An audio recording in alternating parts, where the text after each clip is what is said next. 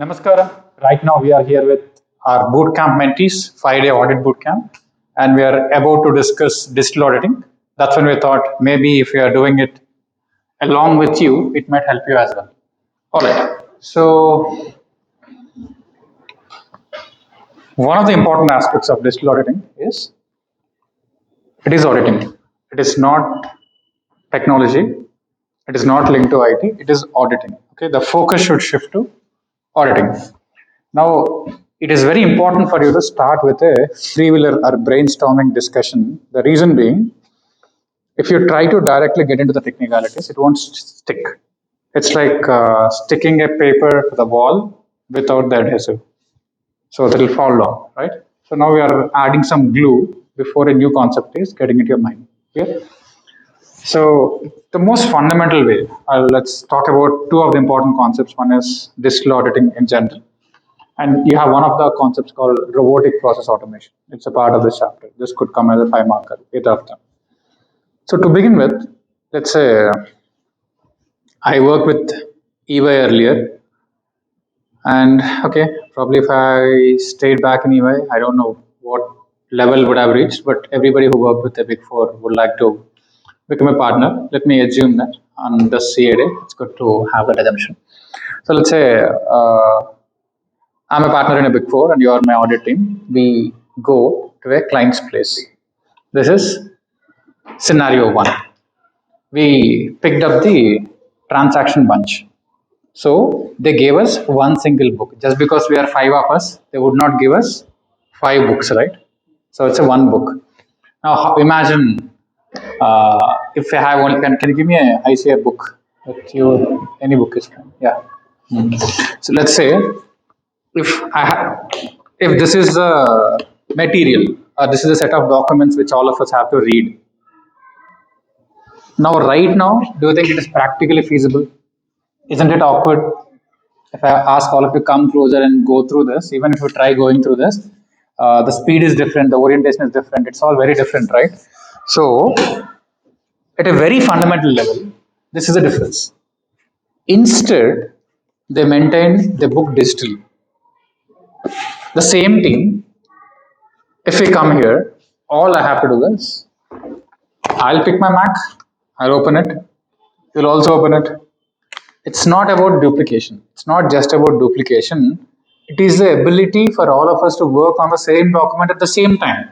Right now, if this is the case, even if let's say I get this photocopied, give 5 copies to my team, as auditors, we might get that done sometimes. Now, what happens with that? Now I'm in page 2.57, I marked something. You can't see the marking, you can't see the comment.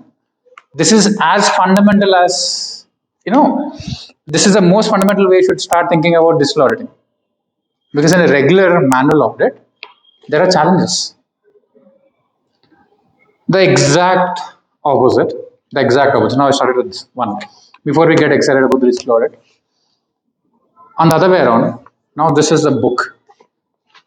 It's very clear. If I make a change, it is visible. I can't change anything.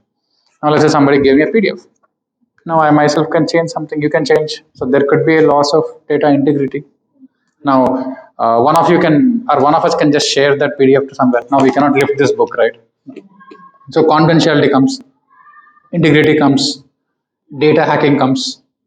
Okay, so the threat to a physical book versus a digital book is very different. Here, somebody as simple as the office boy can lift it off.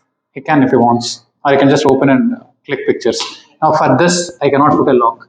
Now for every document in my LAPI, I can actually put a lock, right? I can attach a password. So this is how different the approach towards audit happens. But fundamentally, the objective remains the same. You are there to collect reasonable evidence to ensure the financial statements reflect a true and fair view. This is the nature of auditing in general. But when we study digital auditing, the focus is mostly on the controls. Let's say access controls. Now, when I say access controls, the same example, if I have to extend, the LAPI is here, the book is here. If you notice, in EY also, I'll have an ID card, right? So unless that is, tagged The door even won't open. So let us say there is breach of data. Now there is even you also have physical documents. So let's say the book is gone, the laptop is gone. Whatever it is, as long as it is in the premises. Now let's say the book is gone. Okay, what would I do? I'll just look at when was the last time. I think you will be saying, Kapur was saying, I used it until 6 p.m. Next morning I came at 10 o'clock. It's gone. So what is the first thing which comes to the security manager? 6 o'clock to morning 10 o'clock. Who are all there in the office based on your tags, CC cameras. That is one. Second, we realize that somebody messed up with the document. So we'll go to the IT department. Do you see any external access? Or let's say all of us have access to that. From whose system it has been breached. So this is exactly how the nature of auditing changes. So one, we have to understand access controls. Next is application control. Let's say regarding the access, I think for a Google Doc, we also do that, right? So share, edit access, view access, that is done. But you're given view access, but then a copy came out somehow. So then we look at application control, access control is sorted. So in the process of you working out some numbers, you normally convert the PDF into Excel sheet. Now the moment it gets converted as a regular Excel sheet which comes out of the logged PDF, that can be shared, or a screenshot of the PDF can be shared. So in terms of access and application of the work documents, you have to constantly keep checking the controls about how they are working, what could go wrong. For every control, what could go wrong is what you constantly check. So once I understand that this control, let's say, instead of me checking if everything is intact, if I pay attention to the fact that is there any way that the door can be opened without the employee ID? If as long as that is ensured, my focus is on the control, not on the individual transaction. So that is one advantage when you go to digital audit. So it's on control based. Okay, access controls, application controls, and there are other types of controls. This is exactly how it happens. Now let me get into something very specific. Now digital audit covers a wide range of things, a lot of things. Again, I'm yet to use even one technical word. I'm trying hard not to use any technical word so that it sits into your mind. Now let's move to something called robotic process automation, which is a repetitive question. So if you look at this, robotic process automation. Here there is nothing great about the term robotic. Something as simple as, let's start with process, okay? Let's remove robotic, let's do automation. Now process. Now, can somebody define what is a process? General, nothing linked to audit or digital audit. What is a process?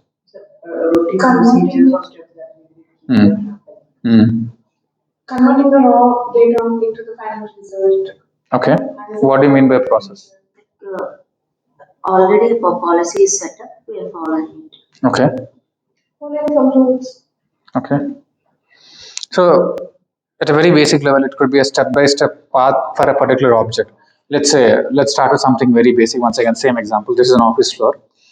There is a robotic, or I would say there is a digital lock to that. So this is secure. Now, let's start with cleaning the office. What is the process? Somebody comes in, first room, second room, third room, fourth room, they clean. It's process, right? Now, if the process has to be done every single day, if something has to be done repeatedly, let's say, if I have to paint it, there is no reason for me to automate. Painting is also a process, but we don't think of automation because it happens once in a year.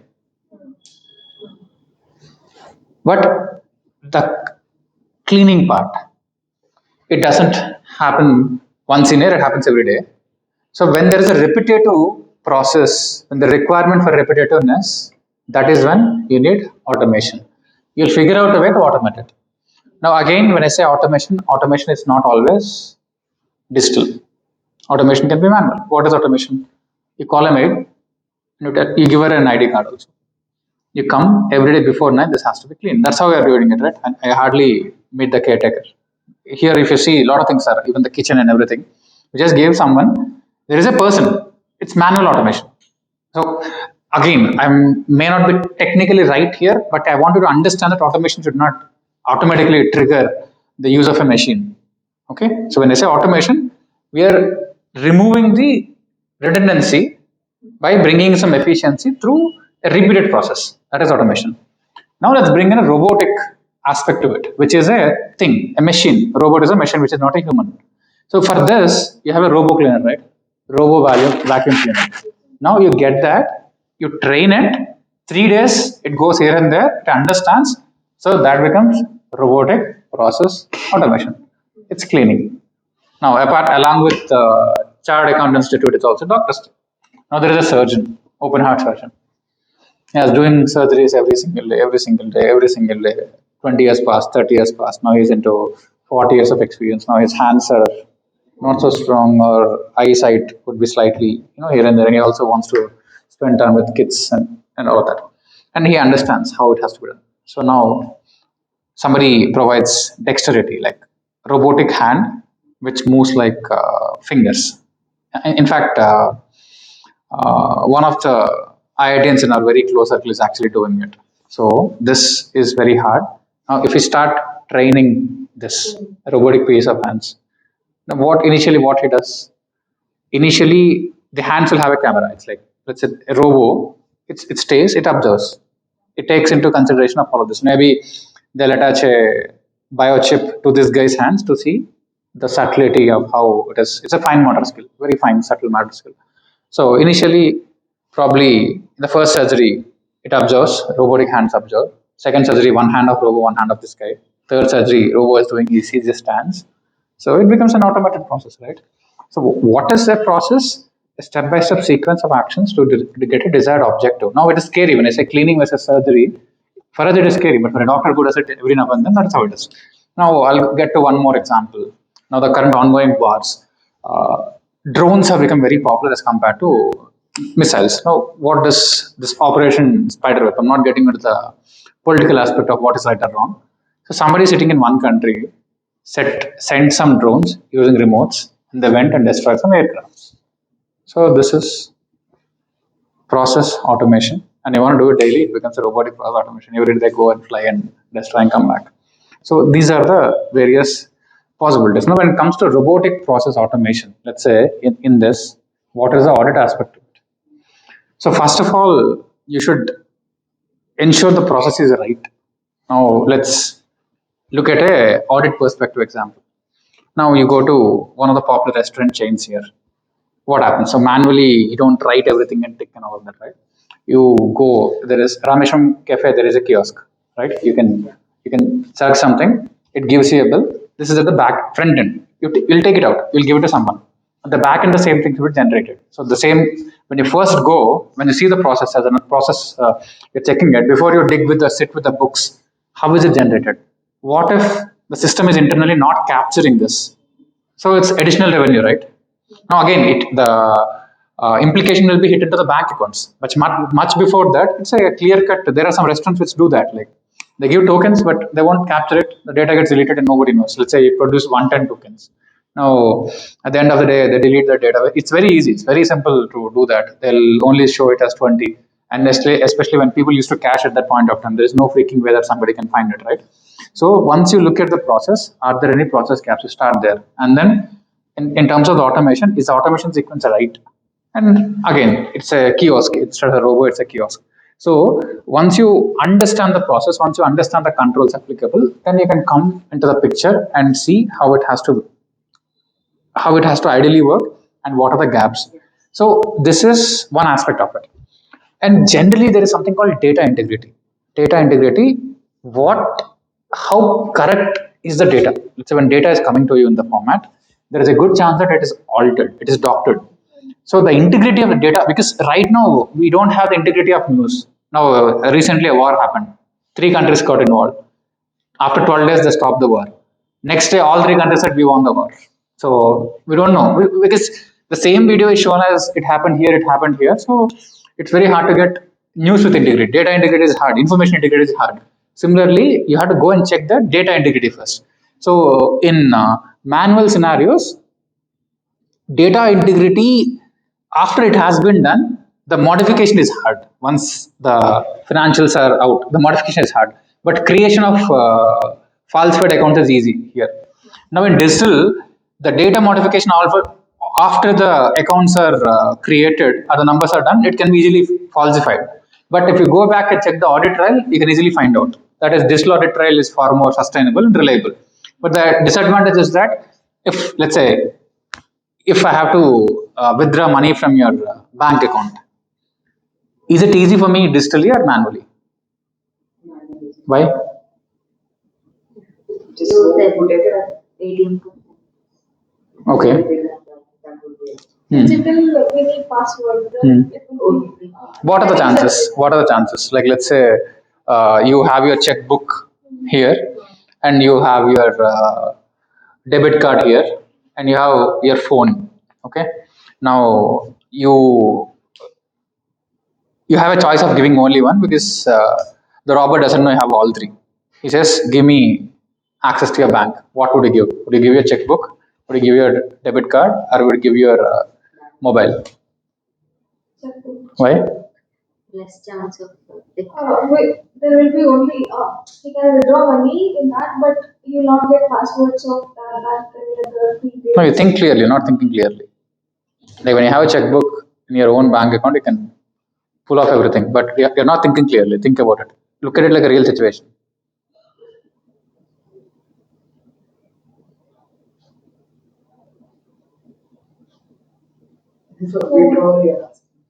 No, it's simple. So when you have to see, the question is aimed at how do you perceive risk? Getting rid of your checkbook versus a debit card versus your phone with passwords or whatever it is. What is least risky to give to some other person who is trying to siphon off money? Check will be the least risk. Why? And maybe signature will be authenticated. The person to whom you not a blank check, won't be a blank check, will be a check. So there are least risk. Let's say if I give the check. That will go to the identity storing or nothing. Even if that's in CAD, that will go to the person's bank account. Absolutely. Yeah, this is right. So basically, one important aspect here is if I have your debit card PIN, I can go and withdraw the money immediately. If I have the checkbook, there is a manual aspect to the checkbook. You cannot put in a check and take out money from an ATM, right? It gets deposited to the bank. By the time this guy goes to give a call, that's about it. Or you willingly do a false signature. So whenever there is a manual process, there is a better control in a certain way. Now digitally there is a PIN, but it looks secretive. But when you lose it, gone. It's gone. Now when you talk about the phone, when you give it, if it has got 4 digits. Now if they run an algorithm, they might get it right. But the restriction is you have only 3 chances or 4 chances. Then they might try to get some saved password from your Google. So there are multiple ways of looking at it. Now as an auditor, your objective is when the system, the environment is in an IT, information technology based environment, how is it different? What exactly are the additional risks coming into the picture? How can you get an assurance on the data integrity? What are the access controls? What are the application controls? Overall, what is the difference between you working in a manual environment and this? This is exactly how you have to look at it. So constantly, without getting, too much sucked into the terminologies, you convert into an audit. You convert digital audit is audit. It's not IT. It's audit. The moment you realize it, let's say if I say group audit, if I say bank audit, you are not scared, right? The moment I say digital audit, you think it's out of syllabus. So that is exactly the nature of thinking, which is fundamentally required for you to start this. Okay. So this is where I wanna stop at the first level. Now we will spend some time. Now with this perspective, you go through this. Now let's say one more addition, the blockchain. Now when we say that we have different piece of information, if anybody can change, you can imagine, again, it's not an exact example. I'm once again trying to simplify it. Let's say all of us are playing a puzzle. Okay, it has got 10 pieces. We are playing it together. We are just playing it left, right, center, and all of them know that there are 10 pieces. If one piece is removed, all of us will get to know. That is the nature of blockchain, which talks about distributed ledger system. any change which is not authorized by all the users will be flagged. For you to for you to understand this is hard, but I'm telling you, just imagine this. So one missing piece, everybody will understand something is off. Okay, DLT, Bitcoin is a bit linked to this. That's why it's a very solid currency. Although it's a digital currency, it's a solid currency because it works slightly on the system. So there is only limited currency which is mined normally. So at initial level, you only look at what exactly is the core aspect of each of this. Let's say robotic process automation, what is different about it? Blockchain, what is different about it? And in terms of digital audit, what are the core aspects and all of that? Okay. Largely, it once again talks about how do you get assurance that the transactions are happening within the ambit of the controls set by the organization. What are the possibilities of the breach? How exactly is the data integrity happening? And all those things will come into the picture. So with this, I wanted to spend the next 15 minutes going through that. Quickly rush through, like go through the question, go through the points. It'll create a flow. Okay, it'll create a flow. And then next time when we sit, we'll sit on some technical words. So with this two things, it's like a sandwich model. This is done, this is done. In between, you'll keep building. Clear? Yes. Any questions? Okay, all right.